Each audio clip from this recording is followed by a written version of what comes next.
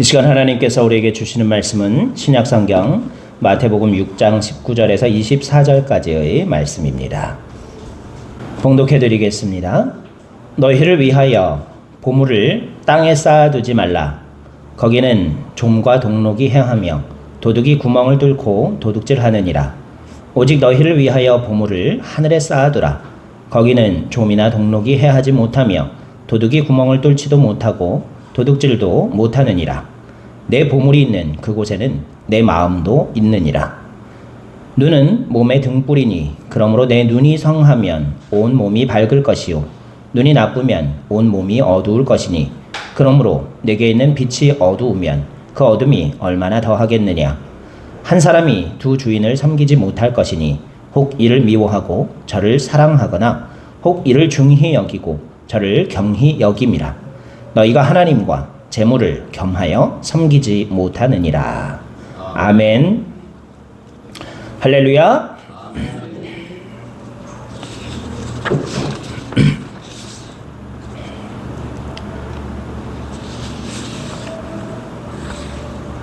햄릿의 유명한 희곡이죠. 뭐가 나와요? 햄릿에 나오는 유명한 대사, 여러분도 알고 있는 거예요. 그것이 문제로다. 뭐예요? 그렇죠. 사느냐 죽느냐 그것이 문제로다 그랬죠. 영어로 뭐라고요? To be or not to be 그랬죠. 자, 오늘 원래 말씀 제목이요, 보물이 있는 곳이 아니라 하나님이냐 돈이냐 그것이 문제로다였어요. 그런데요, 우리 전 세계 방송이 나가고 있기 때문에 좀 더 고상한 제목으로 잡기 위해서 보물이 있는 곳이라는 제목으로 바꾸어 봤습니다. 여러분, 보물이 어디 있을까요? 궁금하시죠? 제가 오늘 말씀 통해서 가르쳐 드리겠습니다. 여러분 모두 보물을 꼭 찾으시기를 간절히 바랍니다. 보물 다음 주에 꼭 찾아갖고 오세요. 네, 그리고 헌금으로 보물 하시기 바랍니다. 11조 꼭 하세요. 보물 찾으시면. 예, 우리 교회가 아주 부흥할 줄로 믿습니다. 여러분, 길거리에서 예수 믿고 구원 받으세요 그러면은 요즘 사람들 뭐라고 대답한대요? 예수 믿고 구원 받으세요 그러면 안 사요 그런데죠. 그리고 요즘 사람들이, 준엽이가 해준 우스갯소리인데요, 요즘 사람들이 교회가 참 가성비가 제일 안 좋은 집단이다 그랬대요. 왜 그럴까요? 가성비가 안 좋대요. 11조를 냈는데 구원만 준대요.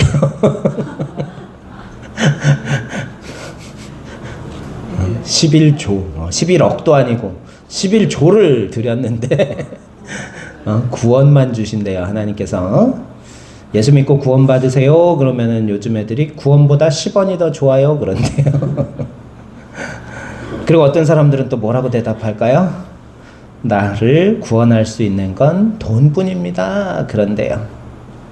재물에 대한 현대인들의 생각을 단적으로 보여주는 그러한 이야기가 아닐 수 없죠.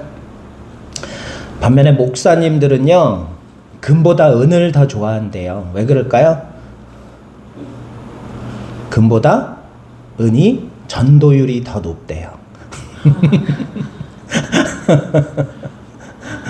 은이 금보다 전도율이 더 높아서 은을 제일 좋아한대요. 자, 오늘 본문 말씀은요, 산상수훈 중에 예수님께서 제자들에게 가르쳐 주신 재물에 관한 교훈이에요. 예수님께서는 인간과 돈의, 재물의 밀접한 관계를 꿰뚫어 보시는 분이시죠. 지금뿐만 아니라 예수님 당시인 2000년 전이나 사람들은 이렇게 물질을 숭상해 왔다는 것을 볼 수 있어요. 그뿐만 아니죠. 이스라엘 백성들이 더 수천 년 전에 가나안 땅에 정착할 때 우상 숭배를 했던 것도요, 결국은 이 물질과 재물과 관계된 것들이었어요. 이 이스라엘 백성들 출애굽할 때 어떻게 했어요? 그냥 나온 게 아니죠. 가축들 다 몰고 나왔죠. 원래 이 이스라엘 사람들이 애굽에 정착할 때 어때요? 야곱의 후손들이 목축하는 사람들이라 가지고, 네, 이집트 사람들은요 농경 문화가 비옥한 나일강 주변이었기 때문에 농경 문화가 정착되어 있던 곳이어서 이 동물 기르는 사람들을 상대적으로 천대했어요. 그래서 고센 땅이라고 조금 떨어져 있는 곳에다가 자기의 이 요셉과 그 형제들과 그 자식들을 다 정착시켜 가지고 거기서 이제 목축, 동물을, 짐승을 기르는 그러한 일을 하면서 살게 정착을 했었기 때문에요. 이스라엘 백성들은 애굽에 살면서도 목축이 전업이었어요. 농사보다는. 그래서 이 짐승들과 가축들을 다 몰고 왔어요. 몰고서 이렇게 출애굽을 했었는데요. 이 광야에서도 얘네들이 짐승을 기르고 그랬었다는 것을 볼 수 있어요. 그런데 이렇게 목축 생활, 목축을 하려면 어떻게 해야 돼요? 풀이 잘 나는 곳을, 짐승들이 먹을 것과 마실 물이 있는 곳을 찾아서 옮겨 다녀야 돼요. 그렇죠? 그래서 풀이 많이 나게 하는 방법을 이 사람들은 몰랐던 거야. 요즘은 어때요? 그냥 농사 지어가지고서 볏짚 같은 것들 소 먹이고 주고 그러면은 옮겨 다닐 필요 없잖아요. 정착 농경 생활을 할 수가 있는데, 이 당시에는 이스라엘 사람들은요, 풀 잘 나는 곳을 쫓아다니던, 찾아다니던, 오직 하늘에만 의지하던, 가뭄이 들어갖고 풀이 없으면은 가축들도 다 굶어 죽는 그런 상황이었던 거예요. 이렇게 하늘만 바라보던 목축 생활을 하던 이 사람들이요, 가나안 땅에, 이 땅에는요 물이 풍성했고요, 그리고 어때요? 산낙지대였기 때문에 일교차가 심해갖고 이슬이 많았다는 거예요. 그래서 이슬 가지고서, 그물 가지고 농사를 지을 수 있을 정도로 아주 그렇게 비옥한 땅이었는데요. 이 토착 신들은 뭐예요? 우상들은 다 풍요의 신들이었다는 거예요. 이 가나안 땅에 원래 정착해 있던 이방 민족들이 섬기던 우상들은요, 다 농사와 관련된 풍요의 신들, 우상들이었다는 거예요. 이스라엘 백성들이 하나님의 준엄하신 명령에도 불구하고 너희는 가나안 땅에 정착해서 우상을 섬기는 이 이방인들을 다 진멸하라고 처음에 원래 가나안 정복 시기에 말씀하셨었는데, 이스라엘 백성들이 다 쫓아내지 못하고 타협하고 막 그랬어요. 왜? 농사 배우고 싶어서. 여기 농사를 어떻게 짓는지를 모르잖아요. 농사 배우고 싶어가지고서 타협한 거예요. 그리고서요, 슬슬 그 사람들이 섬기는 풍요의 신 우상들까지도 섬기기 시작한 거예요. 왜? 문화가 목축에서 농경으로 바뀌면서 풍요의 개념이 달라졌던 거예요. 새끼 잘 낳고, 가축들이 새끼 잘 낳고 그렇게 번식 잘하면은 하나님 은혜로 알고 살던 이스라엘 백성들이요, 이제 농사를 잘 지면, 농사를 짓는 방법에 따라서 이 결실이 달라지잖아요. 우리 농촌에 요즘은 뭐 대부분 농사 짓는 것들이 다 기술들이 다 평준화되어 있긴 하지만요, 트랙터 더 좋은 거, 비싼 거 사가지고 더 넓은 땅을 갈면요, 그리고 품종도 좋은 걸 잘 골라가지고 농사 부지런히 잘 짓잖아요. 농약도 제때제때 주고 그러면서. 그러면 수확하는 게 달라요. 같은 사람 한 명이 짓는 땅 넓이가 달라요. 부지런하냐, 그리고 또 트랙터를 어떤 걸 쓰느냐, 그리고 농약을 얼마나 주느냐에 따라서 이 사람들 교회에다 내는 11조가 달라요. 마찬가지였던 거예요. 농사는요, 이 목축과 달라가지고 사람이 어떻게 하느냐, 농사 방법을 조금만 바꾸고 기술이 조금만 저기 돼도 이 수확이 확 달라지니까 이스라엘 사람들이 거기에 혹한 거예요. 그래가지고 우상까지 섬기던 거예요. 결국은 이 2000년 예수님 시대뿐만 아니라 가나안 정착 시기 이스라엘들도 결국 뭐예요? 물질 때문에 하나님을 배신하고 하나님을 떠났던 역사가 있다는 것을 우리가 눈여겨볼 필요가 있어요. 출애굽 후에 광야에서 이스라엘 백성들이 불평하던 것들도 왜 불평했어요? 먹고 마시는 문제들 때문이었음을 우리는 알고 있죠. 그뿐만 아니에요. 더 거슬러 올라가 볼까요? 최초의 인류였던 아담과 하와에게 하나님께서 처음으로 하신 명령도 뭐였어요? 그렇지, 먹지 말라였어요. 먹는 문제로 시험을 당하고, 먹는 문제로 죄를 범하고 하나님과의 관계가 틀어지기 시작했다는 것을 우리는 알 수 있습니다. 재물과 먹는 문제에 대해서 먹고 마시고 입는 문제에 대해서 아주 밀접한 관련이 있고 그것이 죄와 아주 밀접한 관련이 있다는 것을 주님은 아셨기 때문에 우리에게 말씀해 주십니다. 예수님의 재물에 대한 가르침을 통하여서 생명의 길인 하나님을 선택하는 지혜를 얻는 저와 여러분 모두가 되시기를 간절히 소망합니다. 오늘 본문 말씀을 보면 가장 먼저 하신 말씀은 뭐예요? 너의 보물을 어디에 쌓아두라고요? 하늘에 쌓아두라 그러셨어요. 여러분 보물을 얻기 위해서는 어떻게 해야 합니까? 두 가지 방법이 있어요. 우리 요즘 세상도 똑같아요. 첫 번째로 열심히 일해서 대가를 받아서 사는 것. 그게 보물을 얻는 첫 번째 세상의 방법입니다. 두 번째는 뭘까요? 부지런히 찾고 미국 콜로라도의 폐금광에서 붕괴돼가지고 사람이 한 명이 또 죽었어요. 11명이 부상을 입고 그랬다고. 근데 구조는 다 했다 그래요. 폐금광인데 거기 금찌꺼기 남은 거 있나 찾으러 들어간 거예요. 아직도.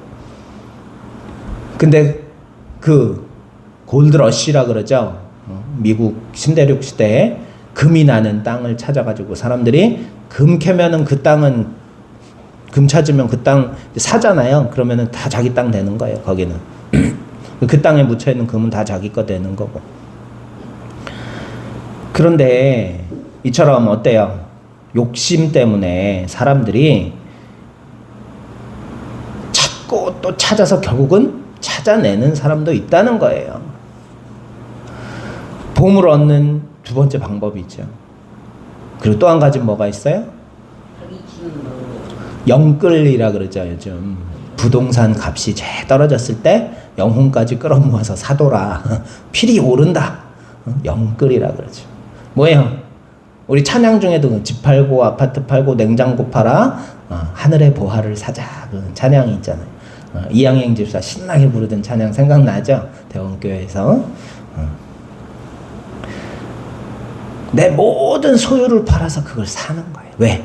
그게 내 모든 소유보다 더 귀한 보물이라는 것을 알기 때문에 그런 거예요.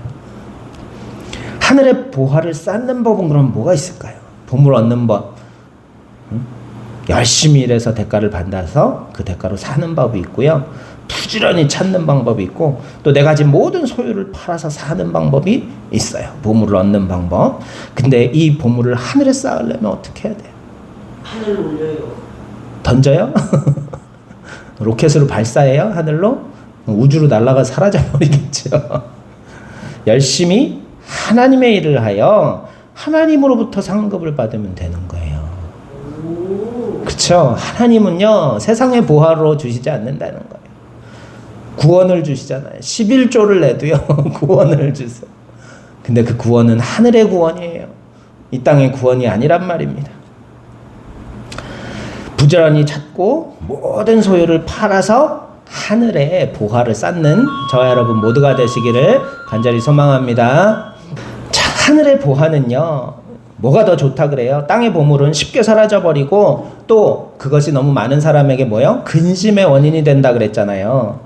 재물이 많은 사람들은 도리어 뭐요? 마음이 평안하지 못하고 근심이 많다. 우리가 시편 말씀으로 묵상했죠. 잠언 전도서 말씀으로 묵상했죠. 하늘의 보화는요 참된 소망과 기쁨이 된다는 거예요. 이 땅에 잠깐의 기쁨이 아니라는 거예요. 참된 소망, 영원한 기쁨이 되는 것이 바로 하늘의 보화라는 거예요. 오늘 본문 말씀 두 번째, 내 보물이 있는 그곳에는 내 마음도 있느니라 그러셨어요. 여러분 오늘 말씀 제목이 뭐였어요? 보물이 있는 곳. 보물 어디 있는지 제가 가르쳐 드린다 그랬죠. 이 본문에 힌트가 있어요. 어디 있을까요? 자, 내 보물이 있는 그곳에는 내 마음도 있느니라. 보물 어디 있어요? 그렇죠. 보물 찾으셨어요. 우리 배성호 집사님 보물 찾으셨어요. 11조 꼭 하세요.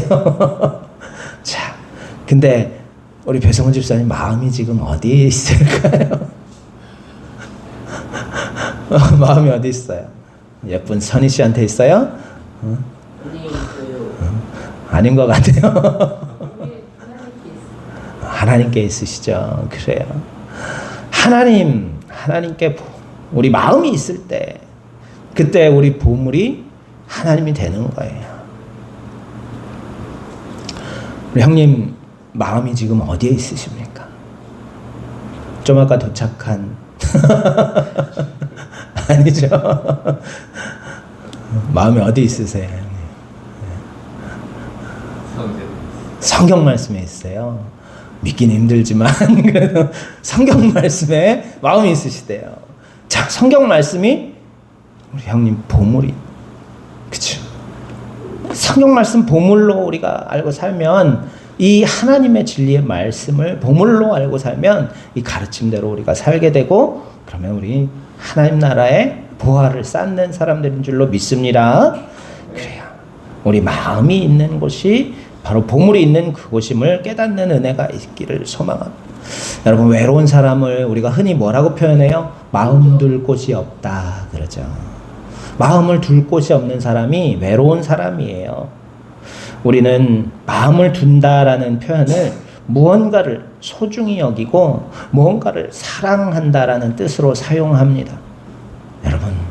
여러분 마음을 어디다 두시겠습니까? 천국의 보화를 쌓기 위하여 하나님께 마음을 두고 성경 말씀에, 진리의 말씀인 하나님 말씀에 마음을 두고 사는 저와 여러분 모두가 되시기를 간절히 소망합니다. 지금 마음속으로 우리가 무엇을 우리의 마음을 어디에 두고 있는지, 무엇을 소중히 여기고 사랑하며 살아가고 있는지를 다시 한번 우리가 생각하면서 그것이 우리 삶의 보물인 줄로 믿습니다. 땅에 사라져버릴 헛된 보물이 아니라 영원한 기쁨이 되고 소망이 되는 천국 보물을 쌓는 저와 여러분 모두가 되시기를 간절히 소망합니다. 세 번째, 성한 눈으로 바라보라 그러셨어요. 눈은 몸의 등불이다 라고 말씀하셨죠. 이 빛이 없이 사람은 살아갈 수조차 없어요. 빛이 없으면요, 눈이 아무리 건강해도 볼 수가 없어요. 여러분, 어두운 곳에서 잘 보이던가요? 안 보이죠. 눈이 아무리 좋아도 어두운 데서는 안 보여요. 제가 그 얘기 한번 한 적 있죠. 어둠 속의 대화라는 전시회가 있다는 거. 거기는요, 딱 들어가면은 뭐 주는지 알아요? 맹인 지팡이를 하나씩 나눠줘요. 그리고서 까만 천이 둘러져 있는 전시실 안쪽으로 들어가는데요, 넓어요. 안에 공간이 넓은데요, 복도를 지나쳐서 두세 번 꺾어지기 시작하면요, 아무것도 안 보여요. 내 손도 안 보여요. 그러면 패닉이 오는 사람들이 있어. 그 사람들은 바로 퇴장해야 돼요. 이게 아무것도 안 보이면 진짜 처음에 꽉 막힌 것 같고, 눈을 떴는데도 아무것도 안 보여요. 이 처음 해보는 경험이잖아. 눈을 떴는데도 안 보인다는 거. 우리가 밤에 아무리 어두워도 빛이 조금씩 있잖아요. 그래서 뭐 어렴풋이는 보여요. 그쵸? 스위치 어딘지는 이러고 가요. 그런데 여기는 그것조차 없어요. 그래서 여기에는요, 안내자가 한 명씩 몇 명 제한을 해가지고 그 몇 명 안에 안내자 한 명을 꼭 따라 붙이는데요, 이 안내자들은 시각 장애인들이에요. 그래가지고 이분들은 어둠 속에서 길 찾는 거랑 너무 익숙하신 거예요. 근데 조금 이제 들어가다 보면 안정을 찾아요. 그래서 그때까지는 벽에 손을 짚고 혹은 지팡이를 짚고 이렇게 계속 걸어가게 해요.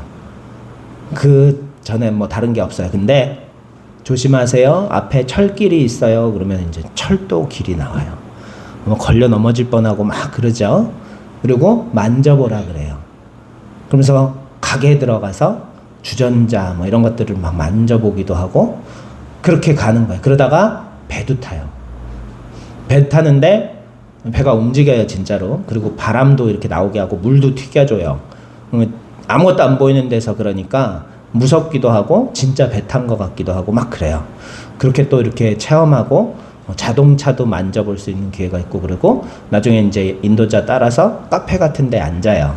쭉 앉아갖고 음료수가 나와. 근데 사이다인지 콜라인지 몰라요. 안 보이니까 몰라요. 근데 그거 맞출 수 있는 사람들은 후각이 발달한 사람들이에요. 미각이 아니라 후각이 발달한 사람. 저는 소래눈 맞췄어요. 제가 마신 음료는 소래눈이었어.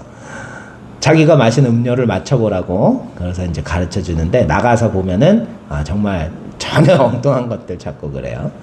그렇게 해가지고 나갔는데 이 짧은 경험 한 30분 정도 되는 이 경험이 정말 이 시각장애인을 체험해보는 시간이잖아요. 그리고 본다는 것이 얼마나 소중한 것을 다시 한번 느끼게 해주는 그런 경험인데요.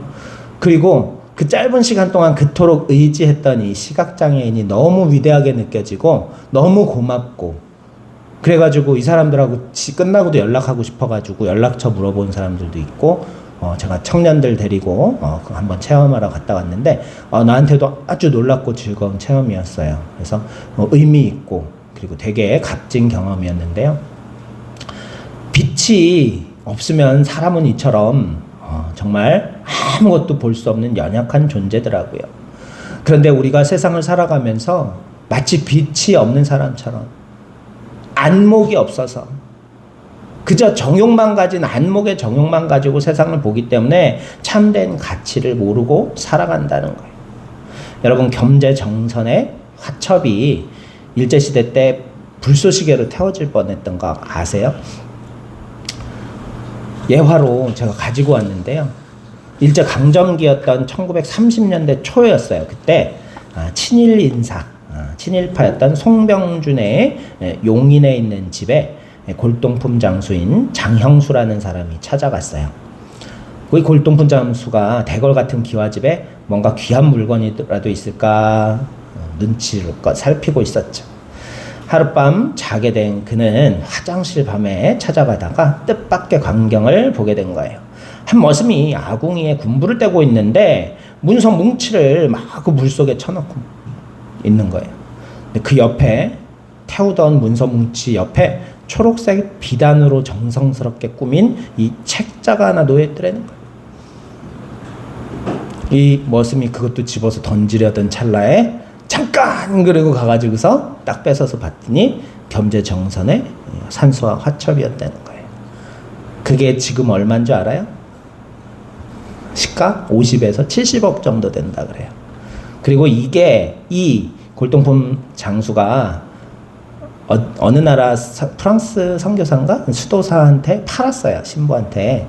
가지고서 이게 그 나라 갔다가 무상으로 돌려줬어요. 우리나라한테.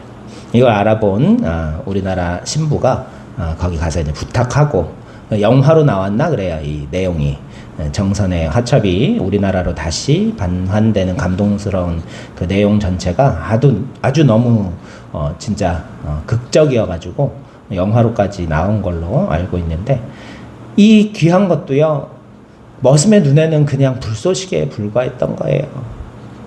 골동품 장수니까 그걸 볼 수 있는 눈이 있었다는 거죠. 우리도 그래요. 보물을 볼 줄 아는 눈이 있어야 한다는 거예요.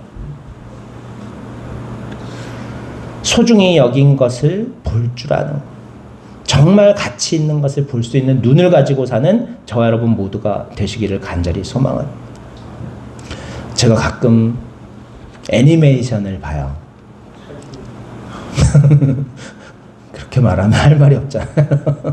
자주 봐요, 애니메이션을. 근데 이 일본에서 많이 유행하는 이 애니메이션이 전 세계적으로 되게 히트를 치고 있는 이유가 얘네들은요, 애니메이션적인 상상력에는요, 법적 규제가 없어요.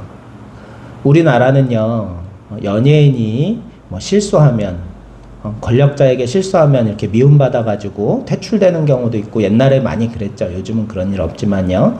그런데 일본에는요, 그런 게 없어요. 검열이라는 게 아무것도 없어요. 자기 나라의 뭐 천황을 뭐 어떻게 하는 그런 얘기가 나와도 애니메이션은 상관이 없어요. 법적 규제 내용이, 법적 규제가 하나도 없어요. 그래서 사람이 할 수 있는 모든 상상력을 가지고 이야기를 꾸며대고 만들어내요. 그러니까 또 애니메이션은 어때요? 뭐 영화 같은 경우에는 특수 촬영에 염두를 굴려야 되잖아요. 영화의 시나리오를 쓰기 위해서는요, 이걸 촬영할 수 있을까? 그런 걱정도 해야 되는데, 애니메이션 그림으로 그리면 끝이에요. 그러니까 스토리에 한계가 없어요. 그래서 이 일본 재패니메이션의 상상력이라는 거는 말할 수가 없을 정도로 발달해 있어요. 그래서 헐리우드 유명 영화들의 유명 장면들 보잖아요. 재패니메이션에서 따온 것들이 대부분이 많아요. 영화에서 보면은요, 007이라는 유명한 영화에서 여자 이제 스파이가 물속에 어떻게 발이 걸려가지고서 질식해서 죽기 직전이에요. 007이 어떻게 했겠어요? 물에 올라가서 숨 들이마시고 확 내려가가지고서 키스해주면서 입에다 인공호흡을 훅 불어넣어주는 그런 장면이 나와요. 이게 미래소년 코난에 나온 얘기예요. 미래소년 코난이 라나를 살리기 위해서 이미 했던 얘기예요. 그리고 제오원소라는 영화에서 밀라 조보비치 알죠? 밀라 조보비치 그 여자 주인공이 건물에서 뒤로 쭉 떨어지는 장면이 나와요. 그것도 공각기동대라는 영화에 이미 나온 장면이에요. 다 그렇게 패러디하는 제페니메이션 패러디하는 것들이 많은데 정말 기막힌 상상력들이 많아요. 그리고 그걸 통해서 여러 가지 배울 수 있는 것들이 많아요. 이 공각기동대라는 애니메이션도 되게 신기해. 사람 몸을 기계화하기 시작해요. 미래에는. 요즘 의족 의수 있죠?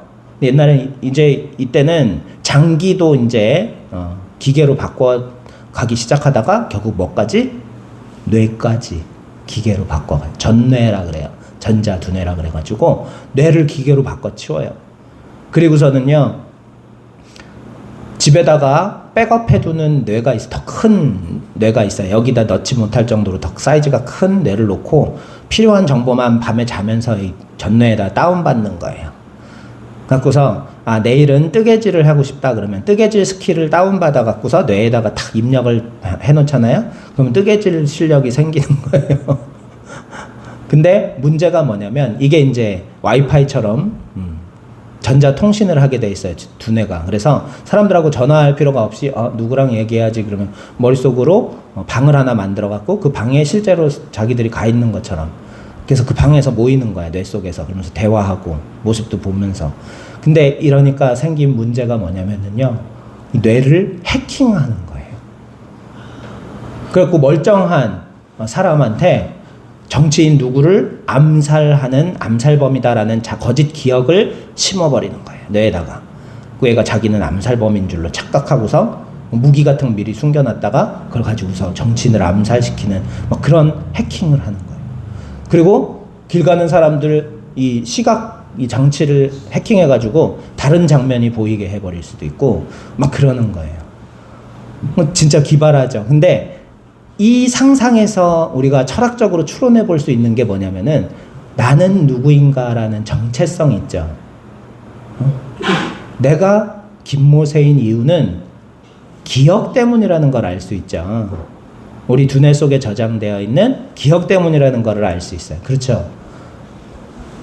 근데 이 기억이 삭제되거나 바뀌어버리면 어떻게 돼요? 나라는 정체성이 완전히 바뀌어버려요. 그래서 이 기억이라는 게 얼마나 중요한 것인지를 이 상상, 애니메이션의 상상을 통해서 철학적으로도 한번 생각해 볼 수 있고 이 테마로 헐리우드에서 많은 SF 영화들을 만들었어요. 6번째 날, 그 다음에 클론에 대한 이야기, 이 싱코딩이라 그래가지고서 기억을 한순간에 양 눈에다가 사진을 찍어갖고 기억을 백업하는 거예요. 전체 기억을. 그래서 하드디스크 같은 요만한 저장 장치에다 옮겨가지고 보관해 있다가 몸은 죽으면은 그 몸은 바로 이제 이 세포 배아 기술로 복제를 바로 해버려요.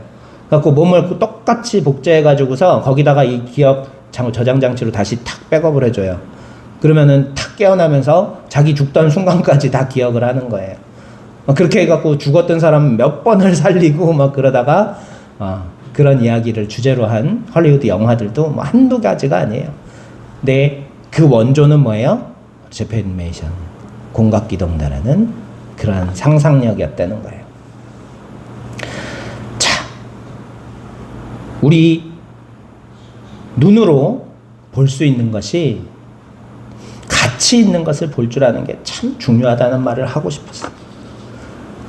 원래는 장송의 프리랜이라는 애니메이션에 대한 이야기를 하려고 했어요. 요정들은 몇천 년을 산대요. 사람은 오래 살아야 100년밖에 못 살잖아요.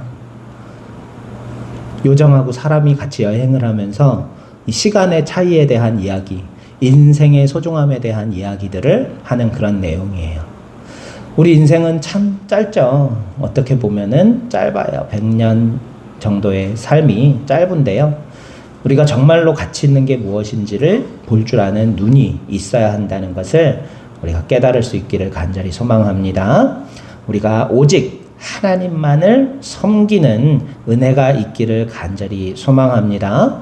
재물은 우상이 되고 그 우상 때문에 우리는 하나님을 잃어버리게 돼요. 그거는 정말로 있을 수 없는 일이고 정말 쓸모없는 것 때문에 가장 소중한 것을 잃어버리는 어리석은 일임을 다시 한번 깨달으면서 우리가 오직 하나님만을 섬길 수 있는 지혜로운 하나님의 자녀들 될 수 있기를 간절히 소망합니다. 여러분, 오늘 우리의 마음이 어디 있는가를 확인하면서 하늘의 보화를 쌓는 방법, 그리고 진정한 보물을 찾는 비결을 배웠기 때문에 다음 주에 11조 하세요. 오늘 찾으신 보물로 하나님께 풍성히 드릴 수 있는 은혜가 충만히 넘치기를 간절히 소망합니다. 기도드리겠습니다. 은혜와 사랑이 충만하신 생명의 하나님, 저희들 어리석어서 참된 보물이 무엇인지 잊어버리고 살아갈 때가 너무나 많이 있습니다. 하나님께서 하늘 보화를 우리에게 허락하셨음에도 불구하고 세상에 사라져버릴 보화만을 추구하며 하나님을 멀리하였던 어리석은 우리를 긍휼히 여겨 주옵시사. 올바른 눈으로 참된 보물이 무엇인지 깨닫게 하시고 천국의 보화를 쌓는 지혜로운 하나님의 자녀들이 될 수 있도록 회복시켜 주시옵소서. 우리 마음이 있는 그곳이 보물이 있는 곳임을 깨닫게 하옵시사. 아버지여, 우리 마음을 오직 하나님께 둘 수 있는, 생명의 진리의 말씀에 둘 수 있는 진정한 하나님의 자녀들 될 수 있도록 기름 부어 주시기를 소망하며 우리 구주 예수 그리스도의 이름으로 감사하며 기원하옵나이다. 아멘.